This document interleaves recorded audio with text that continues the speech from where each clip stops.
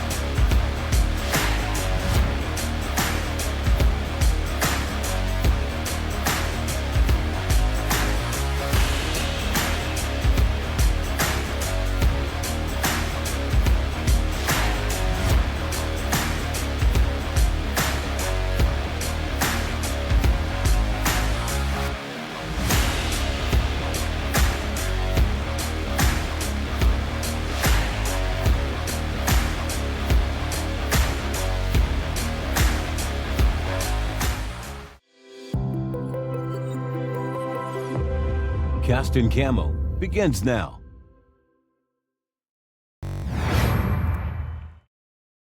Yo, yo, yo, yo. Good evening, Eric.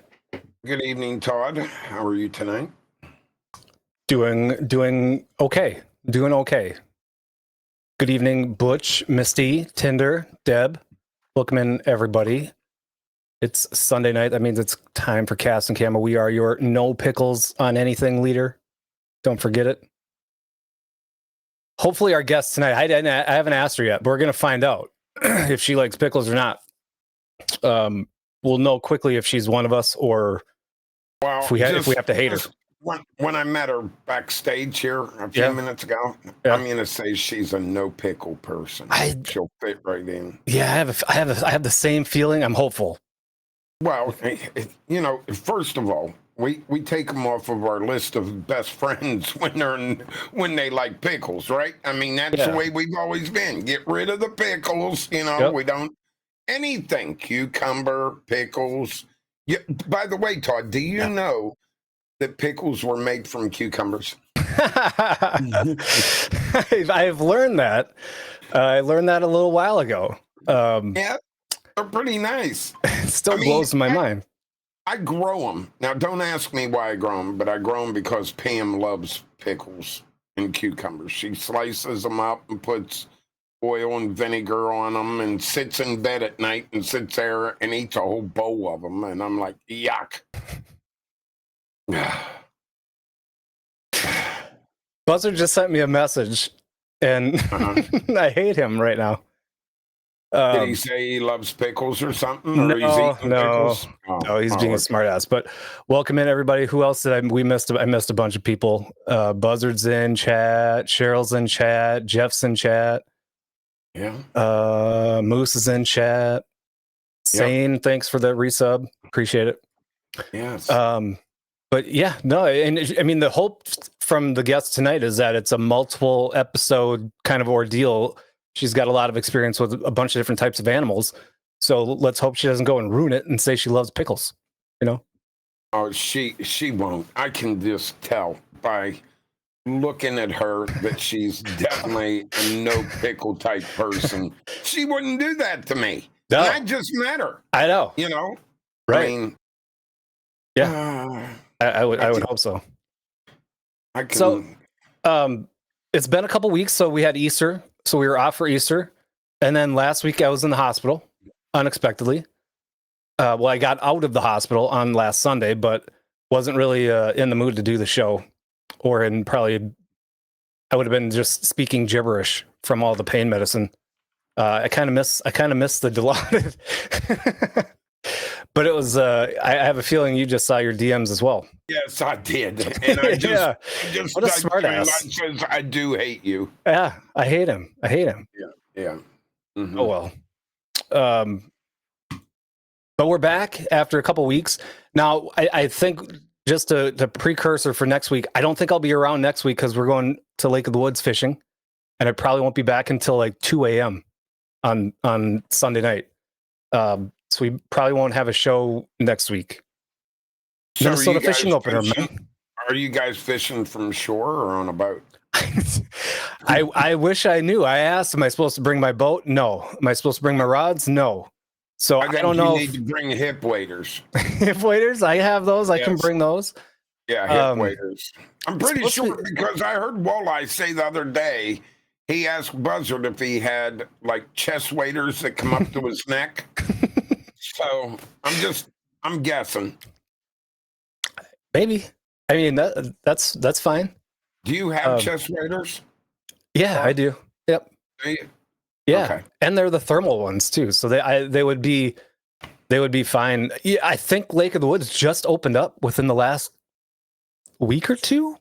I think I've seen these little rubber ducky inner tubes that have like a seat in them that has like a duck's head on the front. You can get in that and sit with your chest waders and paddle around the lake. I've been waiting for an opportunity to use my new arm floaties. So. Yeah, I think it work.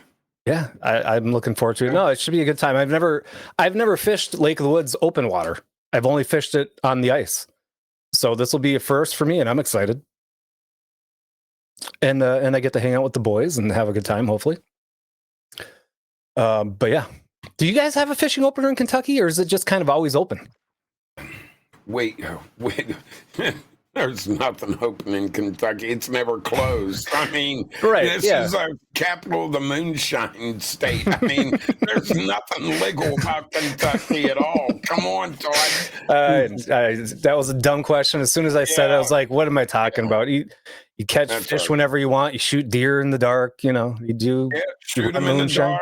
Go out there, pump the moonshine, I've already got Butch is moving down here already. When he found out we could do moonshine year round, he was on his way. He's gonna stay in your garage.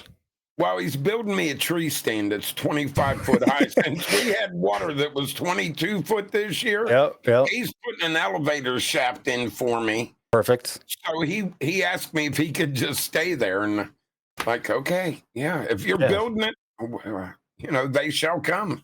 He's gonna build one of those 3-tier deer stands like he's got with an oven and a stove and a microwave and a butler, right? Remember, he's got the butler for his deer stand. We're gonna have to get him one of them antennas that have the pole that comes through the roof, and then he can spin it and turn the antenna to whichever direction he wants to watch TV. You know what I mean? Yeah. I saw him fishing today. He was fishing. I was watching him fishing. Oh yeah. Oh, I want to know why he didn't catch fish. I can tell you, Deb wasn't with him. His good luck charm. Yep, his good luck charm. He caught the hell out of some rock bass, though.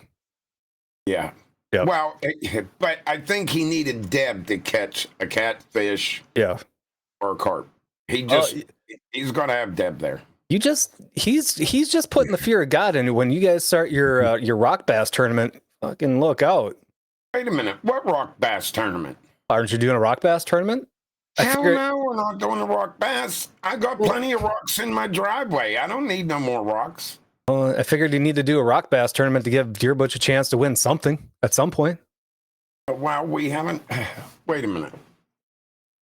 I think what we need to do, we need to have like a Helgramite tournament. You know what a Helgramite is? Yeah, it's when you're a male and a female all at once.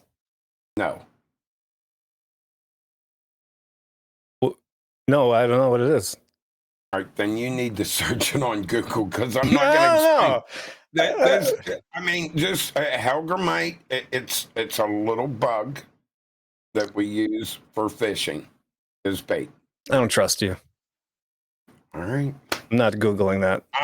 I'm telling you, our guest is already Googling it right now. Yeah, I see that. She is. Yeah, right you there. You be careful. You see that? Yeah, baby. Look at her. She knows what she's doing. Yeah. Oh, you're bold. She can see us. We can see her. Nobody can hear her. But I'm telling you, you're bold. I wouldn't have Googled it. I don't trust him. Who knows what was going to... Have I ever lied to you? Well, not intentionally. What do you mean? Not intentionally. Yeah. Um, I suppose we should talk about sponsors and partners, right? Do our housekeeping, so we can get going, because I have been waiting for this night for years. I couldn't be more excited than I am right now. Yeah, I know of maybe a year and a half. it's been 2 years. I've only known you for a year and a half. No, we've had this show a year and 6 months. Oh yeah. Yeah. And you knew me at least 6 months before we started this show. Yeah, that's true. It was probably the winter that we met. Well, you know how? Do you remember how this started? It started right here on this show. No. This started when I was ice fishing on Lake of the Woods all by myself, and I needed something to talk about. No, I wasn't on Lake of the Woods because I went to. Did something come up out of the ice and attack you? Is that why you brought this up? No, I won't say what it is. Yeah, but no. This was the birth of this was the birth of the Vex Kwando roundhouse kick, the famous roundhouse kick. Yeah, but I was there for the. It wasn't famous. It was pretty pathetic. Your foot didn't get that far off the ground on the first one. Well, it was just a warm up. It was up to your chin. Now I will say, it was when you kicked that fake apple that day. When you kicked that fake apple, well, you got to shut Soggy off when he's in the background laughing. I mean, that just doesn't work at all. You know, but when you kick that fake apple, that's the highest I've ever seen your leg. And I know you couldn't walk for 2 weeks. We couldn't do a show for 2 weeks because of that kick. Yeah, it was. See, I don't know. I'm watching it again. That's all the way up to my chin. That's the fake kick. That ain't to your chin. The bottom of your foot is where it goes, not your tip. Your tip of your toes still ain't even above your breast. Yeah, the tip of my toes was at your nose. Yeah. No, that was good. But you're right. My second when I did the Vex Kwando kick of the apple, not the fake apple, it was a real apple. I kicked that thing right into the Hazard County, right to Bo and Luke Duke.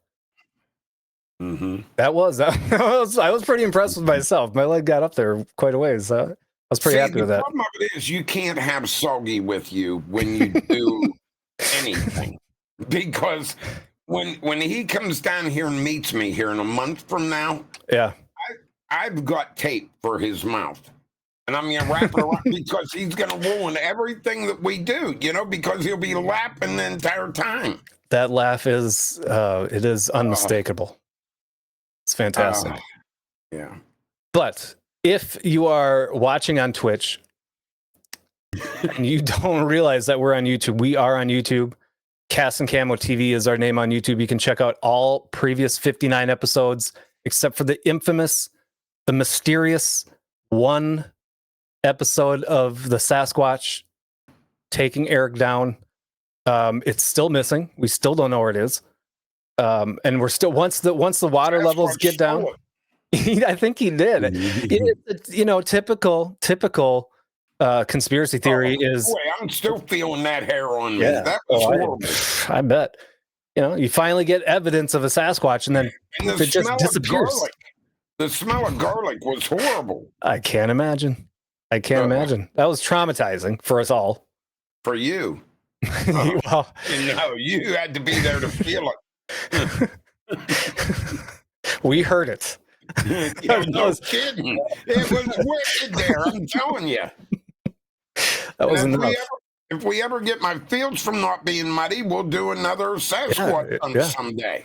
We gotta get the water levels down, and then we'll be back out doing we'll get another video for the Sasquatch proof, because we had it and somehow it disappeared. We lost it. It's just typical conspiracy. So Swamp's coming up here a little bit early, and if he gets here early enough, maybe me and Swamp could do our own Sasquatch hunt and film it. Have you come in and record it on here for our next show? Oh, Because I'm telling you, he looks pretty sexy.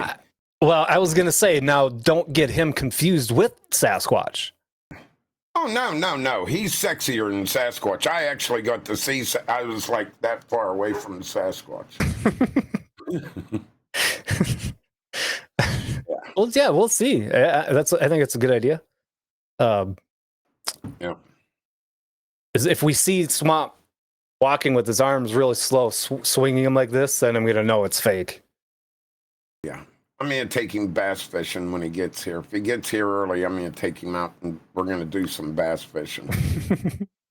He's going to catch like a 15-pound bass. There you go. Yep. All right. Well, and if you're watching on YouTube and you think it would be fun to get in here and chat with us and yuck it up while we're live on Sunday nights, we are on Twitch under Cast and Camo. Come in and join us. You're more than welcome to join us. And you can ask our guests questions if you're in the chat. You don't have to have a Twitch account to watch us, but you have to have a Twitch account to join in the chat and join in the fun. You can also listen if you're on a long drive. You can download our episodes off of Apple Podcasts or Spotify, except for episode 20, which has now been removed from Spotify. Still getting to the bottom of that, but we got in trouble for episode 20 with Jaron, or the very first guest. Allegedly, there was a copyright infringement. I still don't know what it is, but we'll get to the bottom of it and try to get that back up. So you can see or listen to all 58 out of the 60 episodes, with the mysterious Sasquatch episode still being missing. But yeah, you can check us out on Spotify and Apple Podcasts and SoundCloud too. If you like SoundCloud better than anything else, we're on all the episodes are on SoundCloud under Cast and Camo.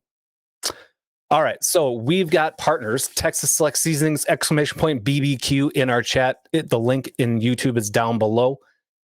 That gets you to the Texas Select Seasonings website. Use discount code Cast and Camo in all caps, and you get 15% off your order. And it's good stuff. It's good stuff. We just talked when I was with Greg this weekend working on my boat.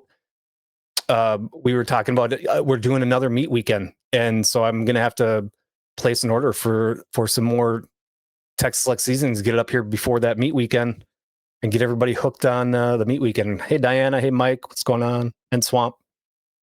Good to see you. I hope I didn't miss. If I missed anybody's name in chat, I apologize. I saw Walleye. Hey, Walleye. Who else? We got Sea-Arc, Sea-Arc in our chat, or the link down below. Check out all the boats from Sea-Arc Boats. We got some pretty awesome boats. There was a couple of Sea-Arc boats at the dealership that's pretty close to me. They're a Sea-Arc dealer. They don't last long. Even here, those Sea-Arc boats do not last long. They sell quick. Kind of crazy. I just wish I had the money to pay for them. I know. No, I said you right away, Deb. I said you right. You were one of the first ones I said. I said, hello, Deb. Rewind the tape. Hi. Hi. Hi, girl. Hi, everyone. Vexen Fishing. It's fishing season.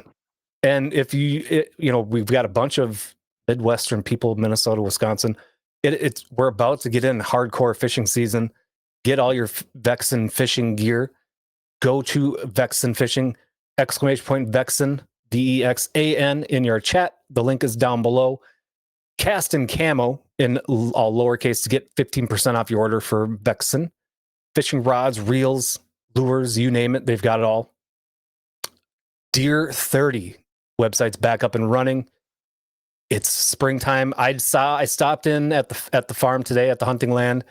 They're tilling. I'm excited. I want to get my Deer 30 stuff. It's the perfect time to get some minerals down on the ground and get things going. But go to Deer 30 in our chat, or the link down below. Cast and Camo 24 to get 24% off. That's almost a quarter of the price off just from knowing us. How crazy is that? It's crazy.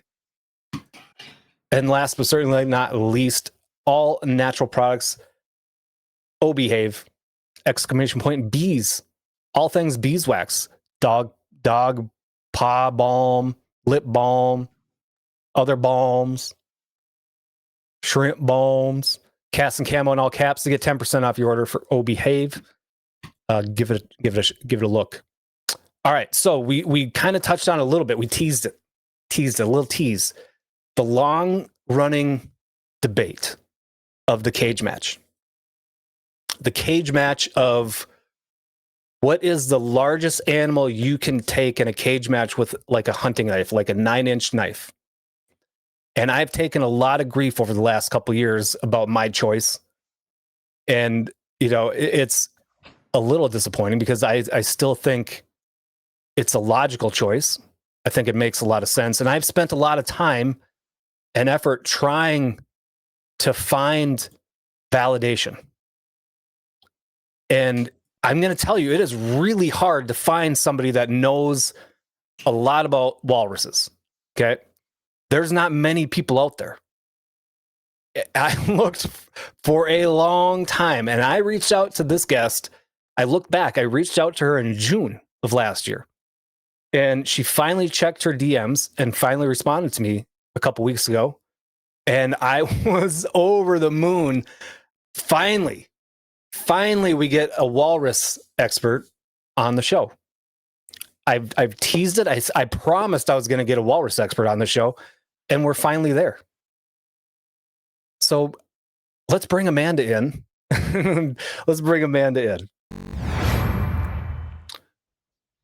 Amanda, welcome to Cast and Camo. Thank you. Hi. Hi, Amanda. Hi. Good to see you guys. Same. And like I said, I'm very excited. As a matter of fact, before we go any further, we have to do this right. So hold on. How do I do this? I have to do this right.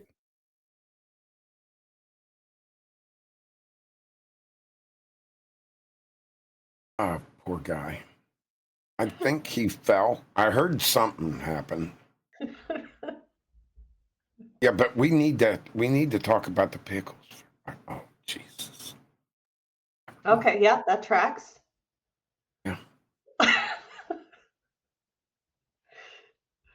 this how we're going to do the whole show, Todd? Oh, yeah. Well, first of all, Amanda, while he's getting redressed again, I need to ask you, do you now look at me in my eyes, Amanda. Right in my eyes. I'm looking at you. Okay, perfect. Right here. Okay. Do you like pickles? I hate pickles. Touchdown. My new bestest friend. And I'm not just saying that because I heard what you guys were saying. I really don't like pickles. So Yes. Yeah. You're one of us. You're in the family. how did this come up? How is pickles such a big thing here? Oh, we just hate pickles. Oh, okay. Well, it kind of started about 5 years ago. People in my channel was asking about, I do like a food thing every Friday and we talk about, and everyone's putting pickles on top of just ruining the food, and relish. Ugh, buck, they just ruin it. I'd agree. And it just gets worse as it goes, So now it's like huge. People like Dear Butch put pickles dancing in my stream and in here. I mean, yeah. And one of the first episodes of Cast and Camo, Amanda, it was, when you don't know what you don't know, you don't know what you don't know, right? And I have never really been into pickles. I've never really liked pickles. I don't know anything about pickles. And I didn't realize that pickles were just pickled cucumbers. I had no idea. And I thought they were trolling me. I thought they were just being smartasses. And it made me look like a complete dumbass, which isn't really all that difficult. But yeah, that was one of our first episodes of Cast the Cam, was me learning that pickles are pickled cucumbers. Had no idea. It happens. Like you said, you learn something new every day. You didn't know you didn't know. Yeah. Agreed. So first. Before we we're going to get back into the cage match. But let's give everybody a background a little bit. Give a chance for you to kind of explain why you're here, what you know about walruses, what your background is, what you're doing now, and kind of how that all shaped up. Yeah, sure. I was a zookeeper for 20 years at a facility that housed walruses. So I worked with walruses for 20 years, got really familiar with them, really up close, got to know all their personalities. You can see some of those pictures floating through there on the other side, the critters I've worked with. And I just always wanted to work with animals. I thought they were the coolest things. And I managed to land my dream job working with marine mammals at a zoo. So, yeah, 20 years of experience with those guys, along with, I think you mentioned earlier, a bunch of other animals. So, sea otters, penguins, harbor seals, beluga whales, all sorts of marine critters. And then I happened to look at my messenger, as you said, about a year later and went, who's this? He seems like he knows me. And I responded, and here I am. So here you are. Yeah, and we're definitely going to get to some other animals probably another time. Tonight is the most important one, in my opinion. Just kidding. All of those animals sound awesome. I want to learn all about them. And I kind of explained to you a little bit, last week when we met to do some testing about the concept of a cage match. And I warned you that, don't be offended. I love walruses. I love animals. I'm not promoting that we get into a cage match with a knife with any of these animals. It's a hypothetical. So the hypothetical, just to run it past you again, is what the concept is. What is the largest animal on land? Can't pick a shark or a whale. What is the largest animal on land that you think you could beat in a cage match with a knife? And if you think the biggest animal you could take down is a squirrel, like Eric, that was his choice. No, mine was a chipmunk. Okay, chipmunk. Sorry. Okay. Yeah, I ain't dying over nothing. Yep. Okay, that's fair. Some people have picked like a cow. I think that's a good choice. I went big. I thought logically, I thought walrus. And the reason I thought walrus was I'm agile. I'm quick on my feet, and I think I could outmaneuver a walrus in a cage match. I have these things called opposable thumbs. I can climb the cage. I can do my Vex Kwando backflip over the back of the walrus and do a bunch of stabs and then quickly maneuver before the walrus can really get into a rhythm. And so I have long taken a lot of grief from people of my choice because everybody thinks I'm going to get absolutely destroyed by this walrus. But knowing a little bit about the background of this hypothetical cage match and my choice, I'm honored to ask the question to you, somebody, an expert on walruses. Am I correct or is everybody else right? And I'm crazy. Can I take the walrus? Do I have a chance? I got to tell you, you actually probably made the smartest choice because you think about those little teeny tiny animals. Those things are fast. They were going to go right after you.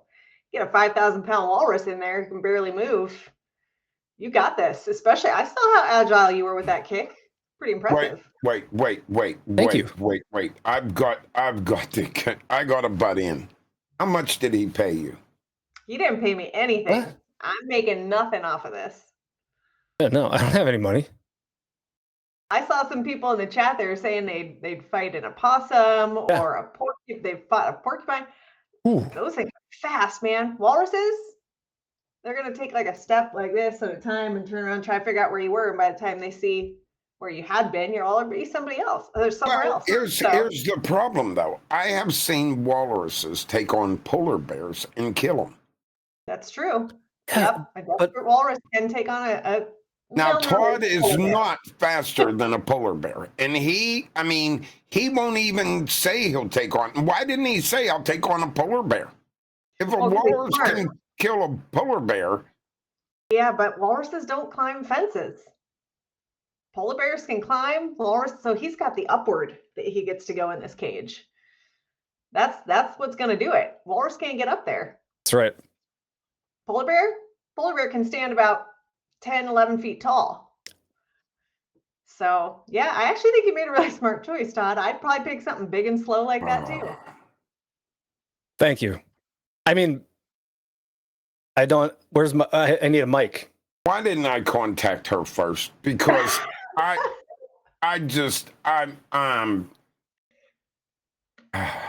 All right. So since we already are getting hate mail and hate messages in chat, now let's give the real answer. Okay. I'm not saying I can. I am saying I could take a walrus, but I also don't think it's as easy, and I would get killed most likely. Yeah, I would stand zero chance against a walrus. Correct? 0% chance, right? Well, maybe like a 1%. Kind of depends on the size of the cage, the size of what we're talking. A baby walrus because they don't have their tusks yet. No, he'd have to have a baby walrus. Now, since we're talking real, they are fast with their head, are they not? Yes, they can actually move very quickly for how giant they are. They're surprisingly speedy. Yes. Yeah, and a lot of people take them that they're not, that they're slow because they're so big. But I actually watched a video of a walrus taking on a polar bear, and I was like, oh my Lord, Todd, you ain't even going to make 2 seconds with this thing. No. Yeah, they're impressive. With how, I mean, if you're getting up to 5,000 pounds, you can move that quick. It's pretty impressive. Yeah, you'd think they were really slow. Now they're motivated, and I'm pretty sure they'd be motivated to kill you in that situation. So did this burst a bubble, Todd? I'm just asking because I know you had to ask her this right off the bat. Did you deflate? I mean, it hurts a little bit. It stings a little bit, but it's, it gives me a chance. I guess I'm looking at it in a sense of it gives me a chance to go back to the drawing board. What do I pick next? Now that I know that I can't beat a walrus, and I've always said I'm going to stick to my guns that I could take the walrus down until we get an expert that tells me I'm wrong. And now that the expert has told me I'm wrong, okay, now I have to move on. I still have mad respect for the walruses, and I think it would be a fun fight. I think I would, according to the experts, I would ultimately lose. But any given Sunday, man, you never know. She said a 1% chance, so you're telling me there's a chance. There is a chance, yeah. Right, so I got a couple of questions. It was also asking chat. How thick is the skin before you can even get to the internals on a full-grown walrus? Yeah, it depends on the time of year. I would say on average about 15 centimeters. I know that's not inches. That's the number I know though. So if we want to convert that to inches, it's about 15 centimeters thick. It can get pretty significant, the blubber, especially in winter. Obviously, it gets thicker to keep them warmer. Right, right. So that was one of my questions, and I think that's why a polar bear, it gets so close to it, it's got to try to bite through that. And if it gets its head in there close enough or neck close enough to them tusks, he's in trouble. Yeah. I think that's where they make the mistake. Now I gotta say the picture of you that it just went past, the picture of you standing by the walrus, that thing is enormous. And to the point where I look at that and I say, how can that thing even move at all? How big was that walrus? That walrus's name was E.T. That was the first walrus I ever worked with. And he was, at his max, he was about 4,500 pounds. Wow. Yeah. And he was definitely slower than our girls. But he was quick when he wanted to be. When he was in breeding season, he was very quick looking for those females. So, yeah. Wow. Can you imagine? Those females, I would be running. I would grow legs and run from that thing if that thing was coming at me in breeding season. Holy that'd be a good choice. That'd be a good choice. And the other, if you're any animal, you're going to want to run because they're indiscriminate breeders. So they'll breed with anything they can. Yeah. Wow. So one of the questions before we forget, it's back in chat a good ways now. I think it was Moose that asked you, he wanted to know, have you ever been attacked by any of the animals that you've worked with at the zoo? No, never attacked. All the animals we had were rescues or they were raised from babies, so they were really used to us. We did all our stuff through training. I will say I got bit by a sea otter once when she was protecting her baby. She thought that I was in between her and her baby, and she bit my leg once, but that was my fault. Right. So that was just natural instinct. But no, we had really good relationships with them, trained them really well.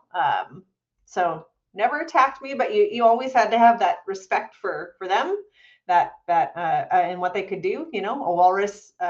We had one blind walrus, so she did a lot of head swinging, just to kind of know where everything was. Did you ever put giant sunglasses on I was her? just gonna say a little Stevie Wonder Yeah. action, yeah. But you know, so you had to be aware of what they could do and what they're capable of, just like they had that respect for us as well. So yeah, no attacks there. So the tusks have nothing to do between male and female, do they? Or they Nope, do? the males get a little bit longer, but both males and Oh. females have them. Yeah, so Okay. they both have those, and it's actually really cool to watch them use it because they can use them to pull themselves up in the ice. That's really the one of the main purposes. That and obviously fighting with other males and predators. Defending themselves. Yeah. Yeah, but yeah, they'll pull their heads way back, grab onto the ice, and pull themselves up with them. So do they use their rear end at all to like use for attack? Because you would think, as big as they are, that they could use that to actually knock an attacker down or something too. I'm sure they probably could. It's not their first go-to. I would say generally it's the head swing, tusking. Those are the couple things. Their back end, I would say, is the most useless part of their body. Not that it's not that it doesn't have a use, but it is the most useless. They kind of tend to drag it behind them when they're trying to move fast in the water or on land, and then in water they do use it to propel themselves, but they don't use it a whole lot for defense. So do they have any real attackers? I think killer whales do, don't they? I think killer whales will go after. But is there any other animal or fish or whatever mammal that'll go after them besides a polar bear? You nailed it. Polar bear and killer whales. And polar bear has to be pretty desperate generally to go after a walrus, and they'll try to find a small one. But yeah, polar bears and killer whales. Inuits are allowed to hunt them, so some human hunting as well. For the most part, it's illegal, but yeah, they really they're pretty good as far as predators go. They don't have a whole lot that are coming after them. Yeah, I think I seen last year. Me and Todd was looking it up. I think last year they still give away 50 permits in Alaska to hunt. Probably, yeah. I think they give a limited number. Yeah, and I think it's mainly we looked it up. I think it's like $35,000 or $40,000 to go on that hunt. It's crazy. Yeah, it's there's not a lot of them. There's not a lot of them left. So, yeah, I'm not surprised that it's pretty limited. Yeah. Imagine that you can still hunt an animal that's on its way to being extinct, but we can't hunt wolves. That's crazy to me. Sorry. I'll get off my soapbox. Just saying, not saying, I'm just saying. I feel like you have some feelings there, Todd. I might have some feelings. Okay, well, you brought up the mating, and that was actually one of the questions that I had written down that I was curious to know about, if there is like an actual mating season. Yes. You know, because we deal with, with hunting. We're kind of a hunting and fishing outdoors podcast. So with hunting, you're hunting things a lot of times during their mating season.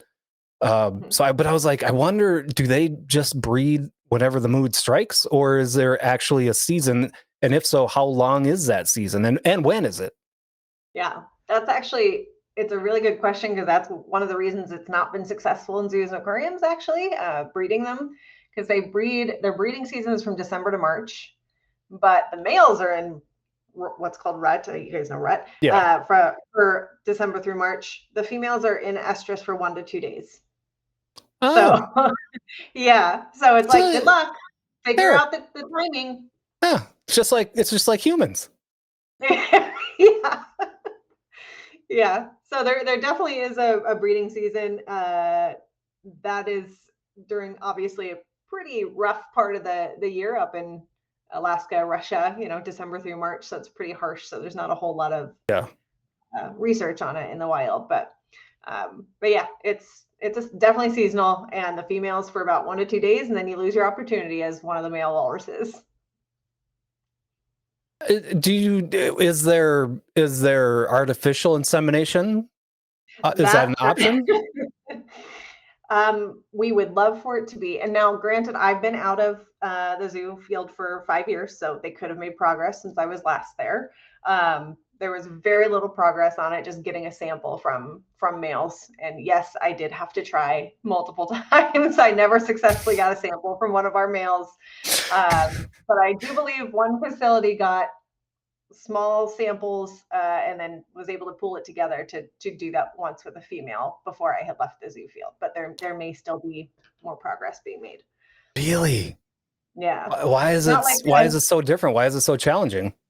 I honestly don't know. And I think that's one of the things people are trying to figure out is what's that magic button, like with dolphins, and there's no problems there. So you don't keep the male and females together through that whole 3 months. So is it because you think because I know there's some animals when they're in captivity, they don't breed. They can't. So like the stress, all right? Women, stress, that can affect a lot of things. So do you think the captivity stresses them out to where it doesn't work? I don't know, because we definitely see the mating. We see the mating.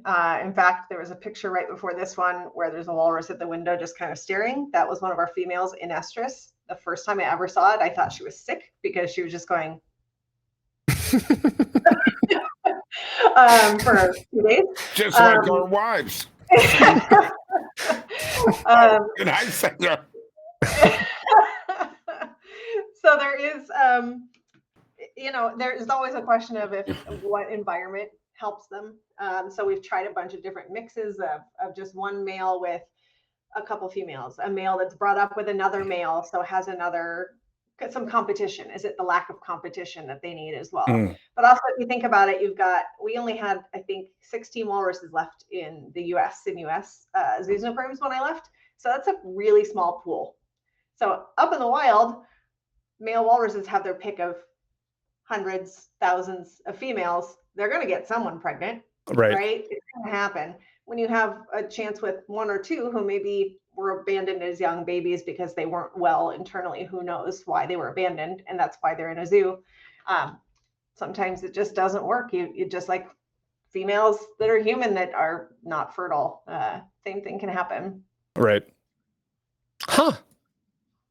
It sounds like that sounds like a part of the problem, I guess. Obviously, duh, state the obvious, but I had no idea. I guess I kind of assumed that that's what would happen, is and to think that the artificial insemination really hasn't been able to been figured out seems kind of crazy to me. Yeah, it's just getting that last, we can get them stimulated. We just can't get that last piece of the puzzle, whatever it was. Again, it's been 5 years. They were doing lots of research. They figured something out. But, if you think of a lot of like cats and stuff, they can actually put them under and get what they need that way. You don't do that with walruses because they're conscious breathers. So they think about breathing. So anytime you put them under anesthesia, it's risky because they just breath hold. So putting them under anesthesia to do something like that isn't really a route to go when there's only 16 left in zoos and aquariums. They're trying to get it done naturally or see if we can get them to produce a sample for us naturally. But it's been difficult, but it's also a limited sample size, which I think impacts it as well. Deb, you can't say the Cosby method. I don't think that's allowed. You can't say that. I don't think that's allowed. Wow. Wow. It's aggressive. Okay. Now, I don't know. We're on kind of the same topic. I don't know of another animal where you can buy replicas of their junk. But you can buy a walrus dingling replica or what the baculum. Yep. I don't understand why, like, other than the size of these things, and maybe that's the reason. What is the reason? What is the fascination that people have about wanting to have a replica of a walrus dick? You know, I can't say I've ever felt the desire to get one, so I can't relate, but I can say they're impressive. We're talking a penis bone of over 2 feet long. That's just the bone. So, you know, it's impressive. So maybe people who like that kind of stuff. I did have a coworker though who did her whole master's thesis on walrus reproduction. So she was very interested for scientific purposes. Right. But as far as just the general people wanting to buy a replica of a penis bone, it's no different than the raccoon one that they make trinkets out of and all that. They make all kind. But you got to remember, Todd, you did say you can buy it. That is not totally true. What? There's only a couple of states that allow you to have that. I think you can get the replicas. Well, you can get a replica, but you can't have a real one. I think there's only a couple of states, and you have to get a permit to get that too. Yeah, so, well, and I think if it was that, I think, and I think it has to be. Doesn't have to be prior to 1972. Well, there is a date, but I don't know what that date is. Yeah, the Marine Mammal Protection Act. You got it. Yeah, 1972. Yeah. Which is crazy. That's just, it blows my mind that because you'd think like everybody want, get a shark tooth. Oh, get a shark tooth. Get this tooth. I've got deer bones right behind me. Mm-hmm. You can't have, what is it, walrus? It'd be the same way if we found one that was decayed up in Alaska. We could not legally touch that at all, the way I read their laws. Correct. Mm-hmm. Yeah, you're right. Marine mammals are really highly protected, but I think it stems from things like sea otters were hunted almost near extinction. I mean, because their fur is just so soft. It's the densest fur you'll ever touch, softest fur you'll ever touch, but they almost were hunted to extinction. So that's one critter, whaling, things like that, really came up as a big issue and got a lot of marine mammals some significant protections, at least in the U.S. Yeah. At least in the U.S. It's the same way with the bald eagle, American bald eagle. You cannot obtain any part, feather or anything, even if it was roadkill and you walked over and the feather laid on the ground, you can't legally obtain that. You could be arrested for holding that. The only ones that can in the United States is American natives. Yeah. That can actually obtain that. That's it. I have to tell you, I'm really enjoying the chat right now. Thank you. This has been entertaining. Putting it over the fireplace as a talking piece. Buzz are usually the most entertaining. He feels inadequate. Yeah. So. Yeah.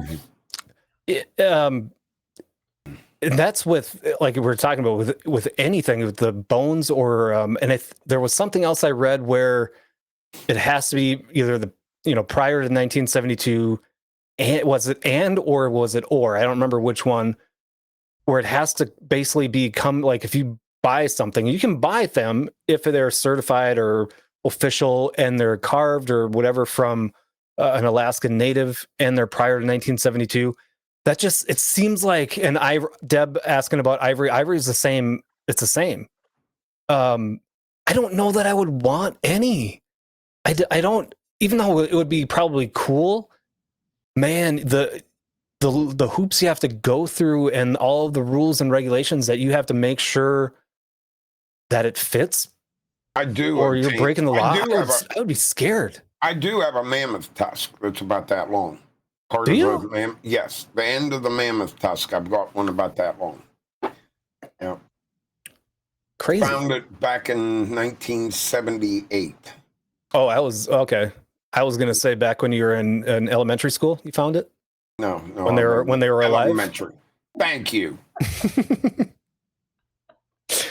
Well, I wasn't around for your birthday, damn it. I had to make an old joke at some point. Yeah, but I mean, you're 57. What the heck? You're I know. almost there. You know, I'm only 32. Give me a break. I know. Look great, by the way. Thank you. Thank you. Appreciate that. Yeah, I don't know.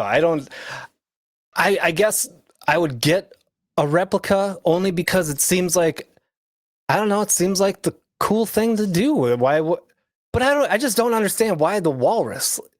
Oh, buy a walrus baculum as a club. Like, what am I going to use that for? I don't understand the point of it. I'm not that familiar with all sorts of animal baculums, but I think it's probably one of the biggest, if not the biggest. You've seen what the prices were for them.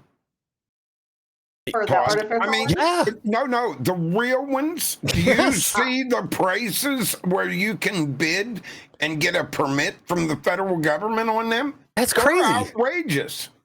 It's insane. They're nuts. The price literally close. But never mind. I quit. I'm gonna go play marbles. I give up. Exclamation point play, everybody. Everyone put exclamation play. There we go. Yeah. Do you have any replicas of anything, Walrus? No. Well, I no, nothing walrus. I don't have any replicas. I have flipper prints. That's about it, but that's something we did for training. So, but that's not a piece of them. So no. Have you? Oh, go ahead, Eric. No, I was going to ask you about. I wanted to get off track just a wee little bit. Otters. You dealt with otters. Okay, so we have otters here, river otters. Okay. Now I had a woman call me last year. She walked down to the lake with the dog, down to her lake. They've got like a 5-acre pond, basically. And a mother and 4 cubs come out of the lake, and it chased her all the way back to the house. Now, I know why the otters are there. They'll eat every fish in that pond. I mean, they literally will tear a pond apart until they get every fish in it. So, but why do you think they actually went after her? Do you think it was because of the food? Because the pups were behind her. Like they were still in the water when she actually seen her come out of the water after her to chase her away. Do you think it was because of the food source that she thought? I mean, it could be. Also, if she was a mom, she probably just had that defensive instinct, and she went, "Don't come anywhere near where my pups are. I don't care." And then the pups innately follow her. But that would be more my guess. Moms defending their pups, river otters. Whew, yeah, they'll come at you. I've heard the river otter can be pretty mean. They can be if they feel threatened, absolutely. They don't generally just go after somebody to go after somebody, but yeah, if they feel threatened, it's the 100%. Same way with the black bear. It won't bother you at all unless you get between it and its young. That's where you have I dealt with that a lot, but they are adorable, Cheryl. Yeah. they are adorable. Yeah. They are, but man, I dealt with sea otters a lot more than river otters, but I have heard river otters make quite a mess under people's decks and porches the whole way around the lake. There was nothing but fish bones and scales everywhere. I mean, they were in there to clean the house, and they were. Yeah. Sounds like they did a good job. Yeah. Deer Butch says he was attacked by a swan once. And this mental image of a swan running after and trying to attack Deer Butch is going through my mind, and that was quite comical.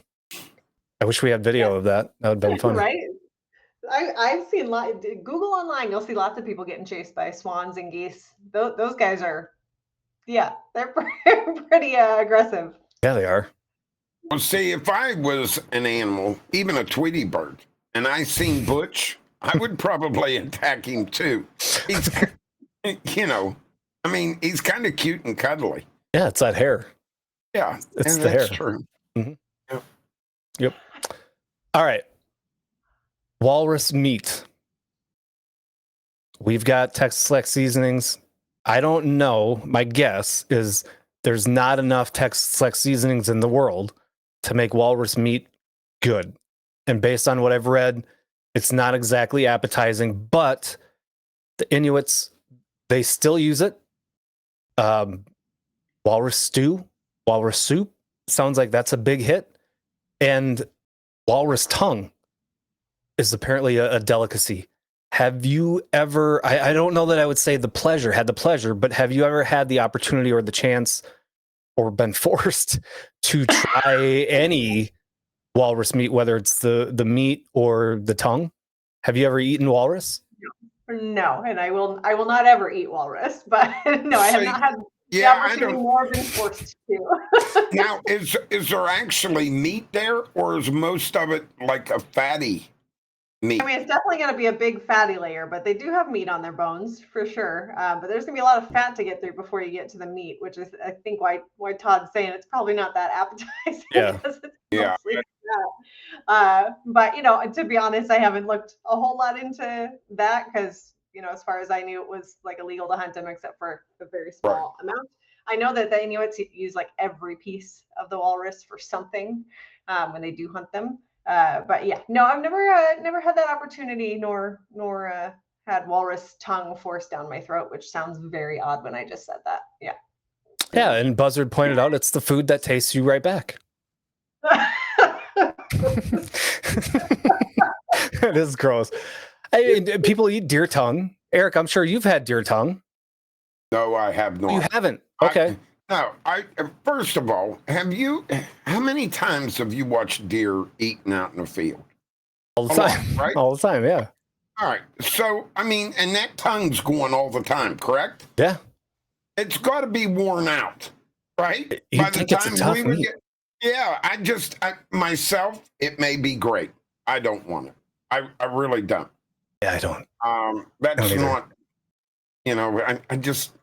that's like caribou. Supposedly behind the eyes is fatty tissue that is real sweet, like sugar. Yeah. And the people that live around the caribou, that's one of the first things they go for when they get caribou. Yeah, and you can take it right out of the back of the eyeball and eat it. You don't eat it right then. You don't have to cook it. Now, I could not do that, to be honest with you. No. That isn't my go-to. But I do like deer liver. I like deer heart. But that's as far as I go. I ain't going no further. I ain't going into the head of an animal or brains, or I'm not that way. It's like the pickle, Todd. Yeah. No, you stop before the pickle. Yeah. Agreed. I have to ask a question. I see somebody in the chat saying something about a cobra chicken. What is a cobra chicken? I would call a cobra chicken a pheasant, but I don't know. It's probably a chicken that got eaten by a cobra. Oh. I have no idea I've never heard of a cobra chicken. Oh, Canadian geese? Canadian geese. Okay, I've not heard them referred to as a cobra chicken, but I'm going to use that now. So thank you. Yeah. There you go. What am I thinking of? Pheasants, ditch chickens? Is that what I'm thinking of? Maybe? I don't know. Can we talk tusks for a minute? Sure. Why do some have them and some don't? Do they fall out? Do they get pulled? They're like canine teeth, right? They're like a dog's canine teeth. Do you have to brush them? Do they get gingivitis? Do they get cavity? Like, I'm so fascinated by the tusks. Yeah. They're as you asked that, here's some nice tusks right there. I can say in zoos and aquariums, a lot don't have them because, like the one right there, I'm actually brushing his teeth. That's what I'm doing. So yes, we do brush their teeth. A lot of people say, well, why are you brushing their teeth? They don't get their teeth brushed in the wild, and that's absolutely true. But they're benthic feeders, so they're constantly eating mollusks, clams, things like that, and all the grit and sand and stuff is kind of a natural scrubber for them. Mm-hmm. So we've had walruses, because those tusks are external, they can break off, fracture, get infections, just like we can get tooth infections, things like that. And we saw that with several of our walruses that at different points that have had to have tusks removed or capped because they kept chipping them against things because we don't have the ice for them to haul out on, right? So they're messing around with different things in their exhibit, but we see them out in the wild too with big infections right where their tusks are. So, just like us, they can get tooth problems. We had the luxury of being able to help them with that when they were in a zoo aquarium, but out in the wild, unfortunately, they might just die of an infection if that happens. So yeah, and I noticed, I think it was the picture that just came up, the tusks, and I didn't know what the heck it was, but it looked like he got some bling. He got tusk bling. Yeah. He's got a grill. Yes, he did. They both had grills, actually. Those two boys that came to us, they had a dentist that specially made caps on the bottom of their teeth because their tusks, because they were young. They were really young, and they liked to get into whatever they could. So they were damaging their tusks, and that was to help protect the ends of those tusks so they wouldn't get broken off tusks, infected tusks, anything like that. So we had a special dentist come in and mold some blings, mold a grill for both of them. Yeah. Wow. Can you imagine? Eric, you need to find that. We need to find that dentist. Both of us. We got to find that guy. I know. It sounds amazing. I'll give you his name. Yes. I did have a whisper, and I don't think they wanted to ask in open chat, but they are ivory. Yes? No? They're made as the same thing as our teeth. Right? Okay. So they're asking if the tusks are ivory. They thought it was, but all right. Okay. Yeah, that's go ahead. A common thought. Yeah, but they're just long canine teeth. They kind of treat them as, they can categorize them as ivory because of them being a marine mammal, and so you can't legally you can't possess the tusks because it falls under that category of ivory. That's how I understood it, but maybe I'm wrong. It may very well be. I just kind of always lumped anything marine mammal all together with the marine mammal. So I didn't know that it would be in a separate category more so than just part of a marine mammal. Right. But yeah, I can't say for sure, but it would make sense, I guess, since people look for a walrus tusk the same way they would look for an elephant tusk. Yeah. See, if I could grow them, Sasquatch would have no chance. No. That's true. He would be scared of me. Now imagine that cage match. Eric with walrus tusks against a Sasquatch in a cage match. I would pay for that. That's a pay-per-view right there. Wait a minute. What do you mean? How much would you pay for that? Ooh. I mean, I would easily throw down like $4.99. 4,999,000. No, the decimal's in the wrong spot. I would put the decimal after the 4, so like $4.99. Yeah, had me excited there for a minute. I was getting ready to pull this crap off. You're going right to the dentist. Give me walrus tusks. That's exactly right. I'm going down to see Charlie down in the field again. There's a lot of people doing weird plastic surgery, but asking for canine teeth as long as a walrus would be impressive. I think that would be a first for them. I think it would actually be like, I'd have a lot of people like checking you out. Not that you're hot or nothing, but checking you out. Can you imagine walking down the street with two walrus? Or, could you imagine Todd walking down the street with his new hat? Yeah. Yeah. Well, I can. Now that I've seen it, I can imagine that. Yeah. It'd be impressive. So you wear your mask and you can wear your mask. Yeah. Just walk down the street, see what kind of looks you guys get. Yeah. That would actually be kind of fun.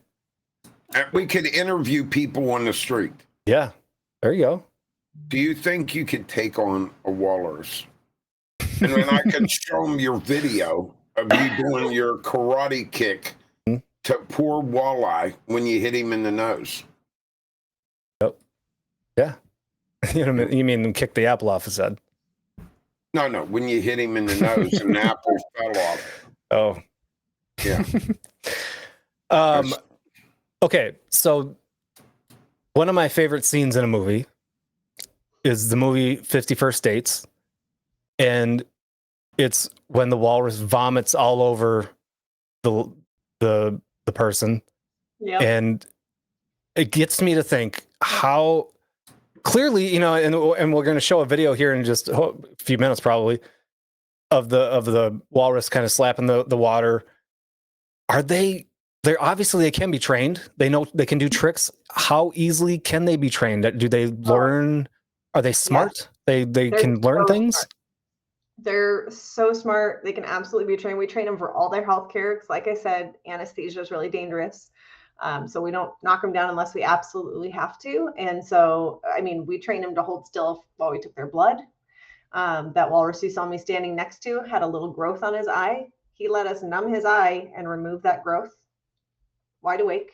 Like they're amazingly smart, and sometimes too smart for our own good. And they can do some pretty funny things. But we also trained them something called innovative, where they get to choose to do whatever they want to do, but they can't do the same behavior twice. They figured that out. Wow. They are incredibly intelligent. Yeah, they're really cool. And that vomiting on that keeper in that movie.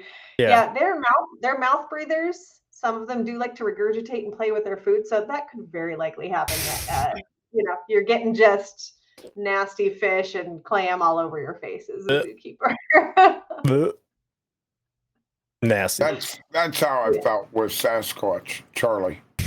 Charlie. Damn. So I was gonna further, take that question to the next level and say, what was the coolest thing or the coolest trick that you've taught a walrus? But I would venture to guess training a walrus to let you remove something from their eye. That's a pretty darn cool trick. Yeah, pretty much every behavior that we trained that was for their own healthcare, that just let them calmly participate in their own healthcare. It wasn't scary. It was just reinforcing. Was really, really cool. We took head x-rays of one of our walruses because she had a little sinus infection. She just laid there on a plate and let us take x-rays. All the bloods we took, because we were trying to make sure they were healthy. So they just lay there and we take blood.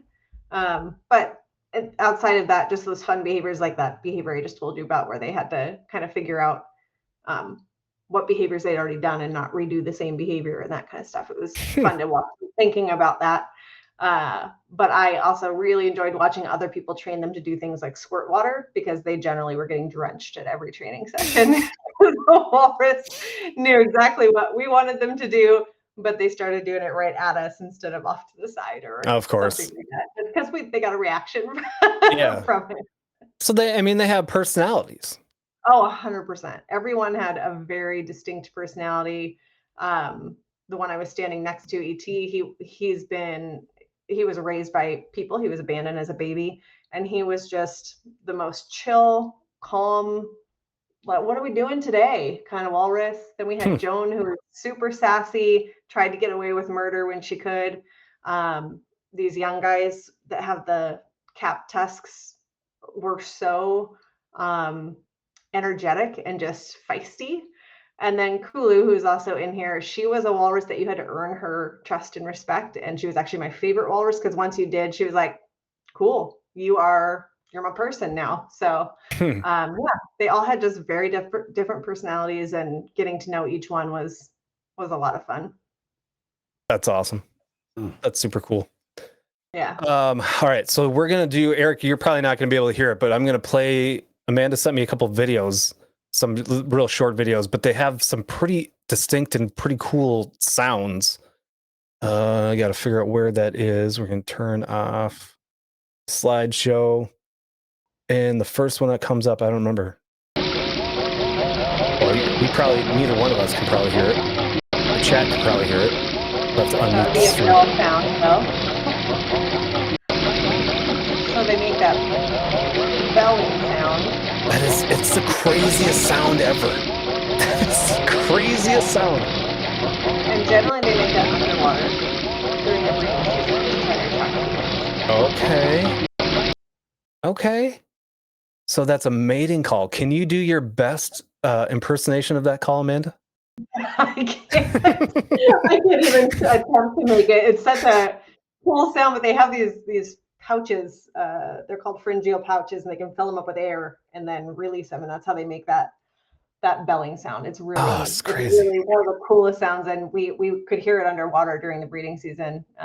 He would be making those sounds trying to attract the ladies, even though they only had him as the choice. So See, I don't know why they just don't go. Come here, baby. You know, I mean, why go through all that other stuff? Why? Yeah, right. What's that bird dance that Joker taught you? Oh, The woodcock dance. He The didn't teach woodcock it. dance. I taught him. Yeah, woodcock dance. Yep, they're the best things in the world. All right, let's take a look at the other short clip. Yeah, splash in the water. They look like such a fun and whistle. Yes, and the whistle. They look like such a fun pet to have. I would not say that, but they are really amazing animals to be around for sure. That's another breeding thing. So it is.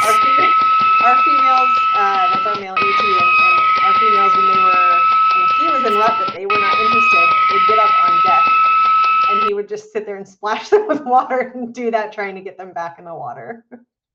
Yeah, so Cheryl makes a point in our chat. So if you're snorkeling and you hear that sound, you should probably hurry up and get back to the boat. That underwater sound. Cold snorkeling. If you're hearing that, you're in somewhere real cold. That's probably true too. And before I forget, Moose had the question for you, Amanda. Are any of the walruses still alive that you cared for since you left the zoo? Yeah, for sure. They're at other facilities right now, just because they've moved them around, trying different breeding pairs. E.T., the one that we just showed you, he passed away, but he was almost he was 40, so he lived quite some time. But and like I said, I'm not sure how many are left in zoos and aquariums now, but the ones that I worked with, many of them are still at just other places. Yeah. Now, if you were to go to one of those facilities and walk up to them, would they remember you? I can't say for sure. I'm sure if I had a bucket in my hand full of fish, that they would still do all the behaviors I asked them to do, but I can't say. Yeah, I can't say for sure. I haven't had the opportunity to see.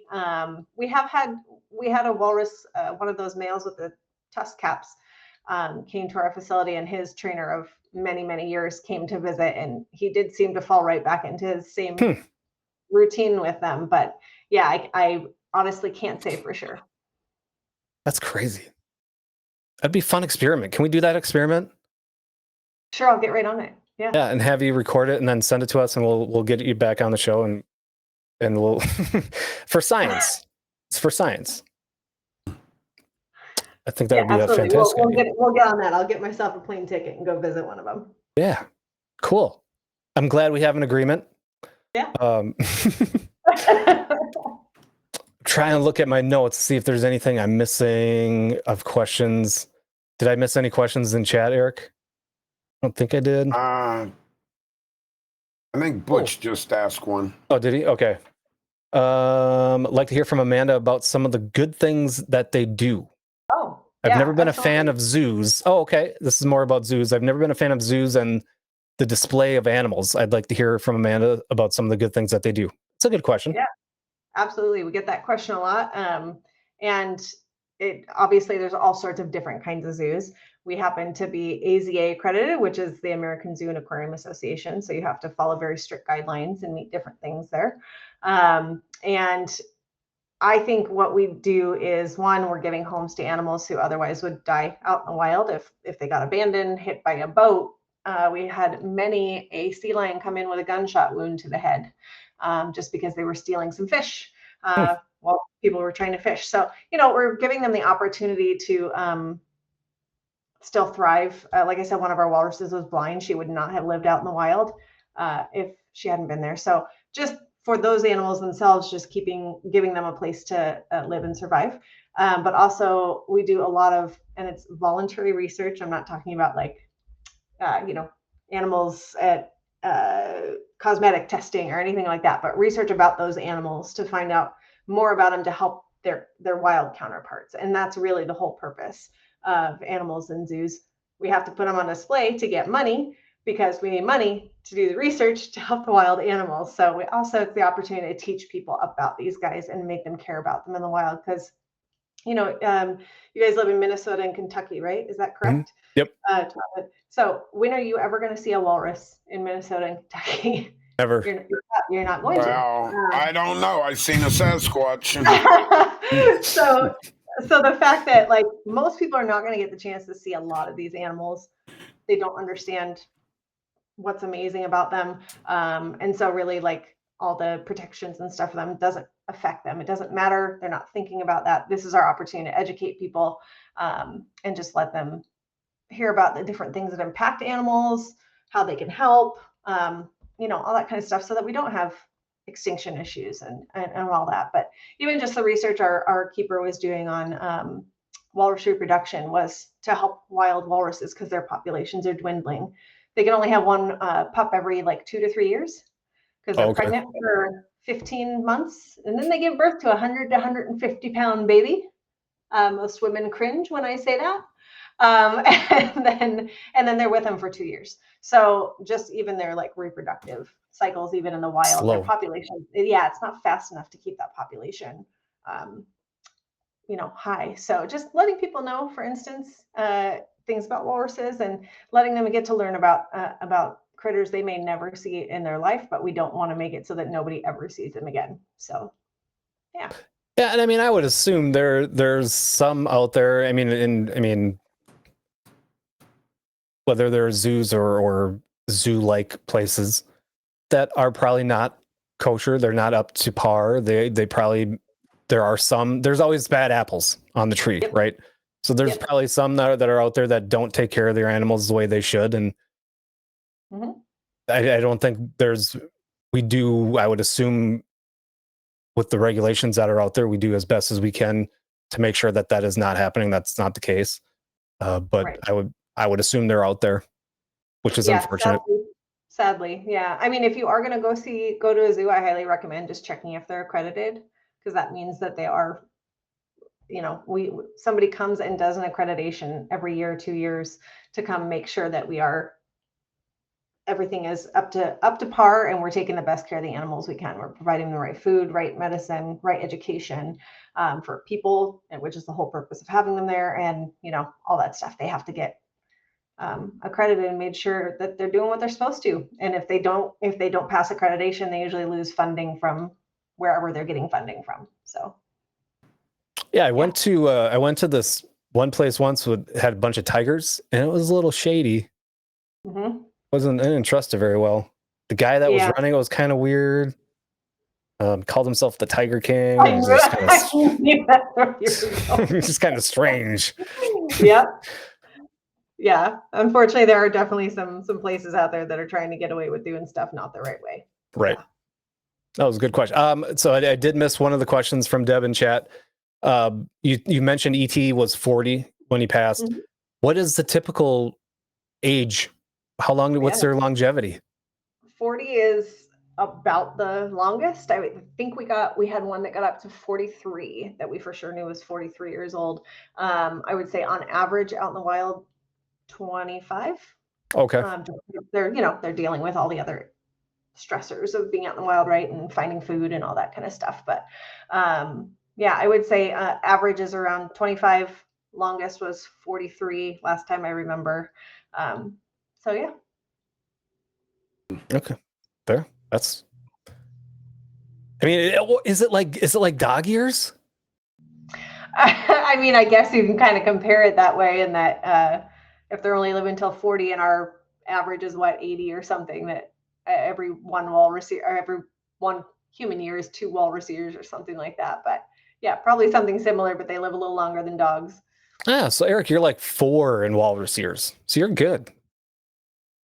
No, I'm 21. 21? Just turned 21. Okay. Congratulations. You can finally go out to the bar. Thank you. I appreciate that. Now you have to practice your walrus sound. Oh, here, let me show you.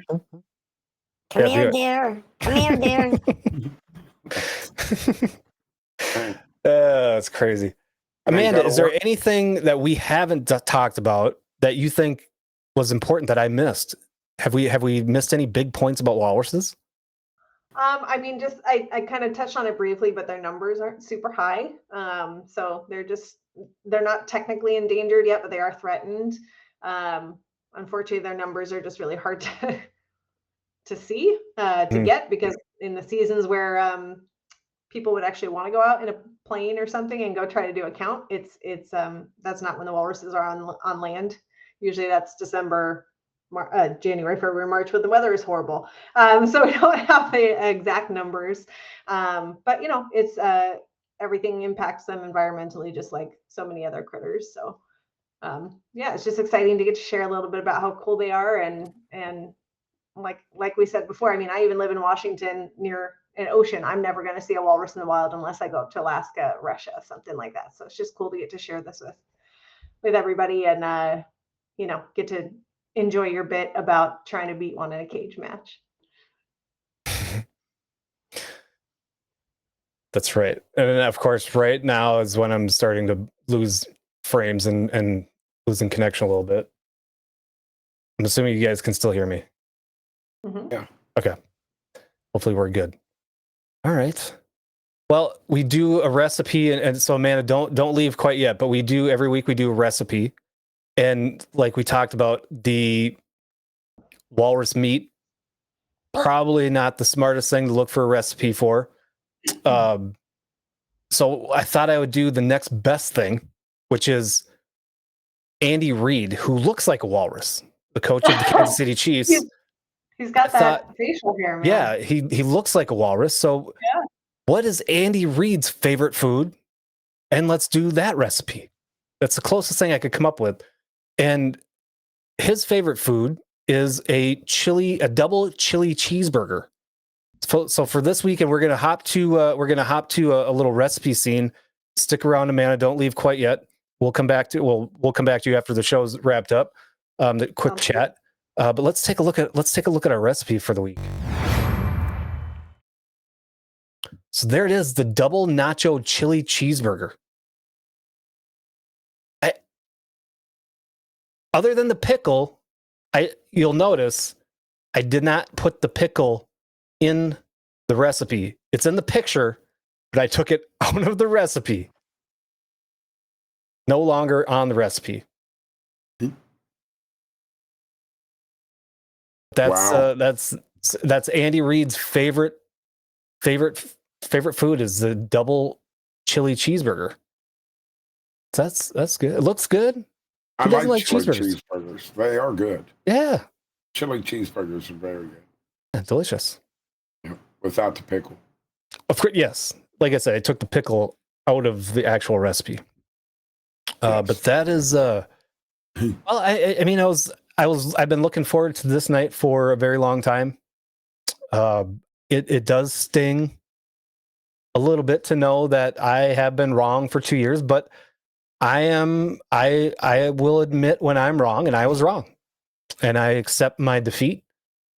And I'm going back to. I'm excited now. I'm excited because now I get to go back to the drawing board and think about what is the next biggest animal that I can think of that I could take down in a cage match, since my walrus dreams have been dashed by the expert. Like I said, I said I'm gonna die on that sword until somebody that knows what they're talking about tells me that I would.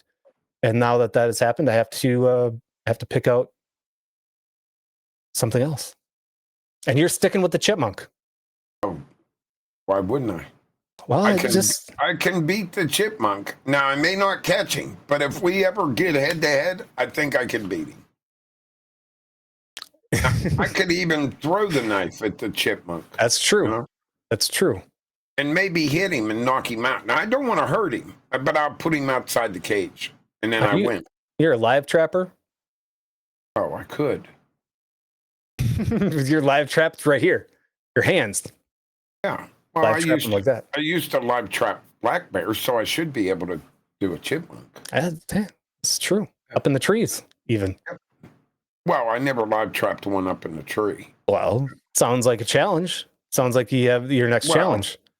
Well, I think he could whoop my butt in a tree because I'd be too scared of falling out. So, and they can climb like nothing.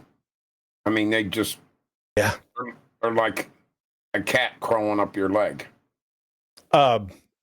Speaking of off topic, but Greg, my friend whose cabin I was at this weekend, I look for it every spring and the fall. And the black bear is back, comes right into the backyard. He's got a trail camera set up on his deck. And she brought 3 cute, adorable little cubs. And she's sending those little guys right up the tree to go get the bird food. And they're taking down all their bird feeders again. But man, it's fun to get those pictures and to see just 10 feet away that at any given time, there could be a big old black bear with 3 cubs. That's when I get nervous. When I know there's cubs around, that's when I start getting a little nervous. But otherwise, they're pretty harmless. Oh, you don't have to worry about the cubs. The problem of it is you just don't want to get between the mother and the cubs where she can't get to them or put them up a tree. Because the first thing happens if a person's walking through the woods or there's any danger, she will grunt and they go right up a tree. They don't argue. They don't back talk. They're clear to the top of that tree as far as they can get instantly. And they know that grunt, right now, and they're gone. Yeah. So as long as they're up in the tree and you're not over there trying to climb the tree with the black bear, you're pretty good. Okay, that's good to know. I'm gonna go next time I'm up there. I'm gonna lather myself up in some bacon grease. Yes, it'll work better. Yeah, definitely. I'll give you $50 for the grease. Yeah. Okay. And I got some peanut butter. I got some good peanut butter from Hershey, PA. I can get sent to you. You can rub yourself down with it. No. Rub your whole body down. Oh, the whole body? I thought maybe it was like cologne. You just put a couple dabs of, peanut butter behind your ears and they give you a little tickle, little lick behind the ears. No, you want it all over you. Okay.